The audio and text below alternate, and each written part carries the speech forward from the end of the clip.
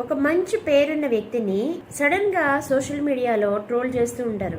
అతను జీవితంలో ఎప్పుడో ఎక్కడో ఏదో తప్పు చేశాడని, దాన్ని బట్టి అతను ఎదిగాడని, అతను చాలా క్రూరుడని, మోసగాడని రకరకాలుగా వింటూ ఉంటాం కదా. ఇలాంటివన్నీ కూడా అతనికున్న పేరుని, అతనికున్న పరపతిని, అతనికున్న ఫేమ్ ని నాశనం చేయడానికి చేస్తూ ఉంటారు. దీన్ని రిపుటేషన్ అటాక్ అంటాం. అంటే ఒక వ్యక్తి యొక్క పేరుని, ప్రతిష్టని రిపుటేషన్ అటాక్ చేసినప్పుడు అది మనకి అంటే సోషల్ మీడియాలోనే కాదు, పాలిటిక్స్ లో, ఎంటర్టైన్మెంట్ రంగంలో అక్కడ మాత్రమే జరుగుతుంది అని అనుకోవడానికి లేదు. ఇది మన వర్క్ ప్లేస్ లో కూడా జరుగుతుంది. మనం ఎంతో కష్టపడి మంచి పేరు తెచ్చుకుంటాము, మంచిగా వర్క్ చేస్తూ ఉంటాము. ఎప్పుడో ఎక్కడో మన వల్ల చిన్న మిస్టేక్ జరుగుండొచ్చు, లేదా ప్రజెంట్ చేస్తున్న పనిలోనే మిస్టేక్ జరుగుండొచ్చు, ఒకవేళ మిస్టేక్ కూడా లేకపోయి ఉండుండొచ్చు. కానీ మన మీద అక్కసుతో బాస్ కి మన మీద నెగిటివ్ ఫీలింగ్స్, నెగిటివ్ థాట్స్ వచ్చేలాగా క్రియేట్ చేయొచ్చు. పదే పదే చెప్తూ ఉండొచ్చు, చాలా కోపం అండి, చాలా పొగరండి, అసలు టైం కి ఆఫీస్ కి రారండి, రకరకాలుగా గాసిప్స్, రూమర్స్ చాలా క్రియేట్ చేసి చెప్తూ ఉంటారు.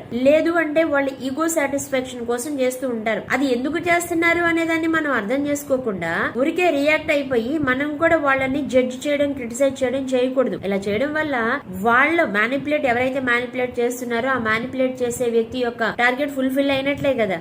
అదే మీరు కామ్ గా ఉండి మీరు చక్కగా ఎక్స్ప్లెయిన్ చేసినట్లయితే చాలా వరకు ఈ రిపుటేషన్ అటాక్ నుంచి బయటపడవచ్చు. దాని గురించి బాధపడి మీ ఆరోగ్యాన్ని, మీ మానసిక ప్రశాంతతని కోల్పోవలసిన అవసరం లేదు. కొంత సమయం ఇవ్వండి, అన్ని సర్దుకుంటాయి. Thank you.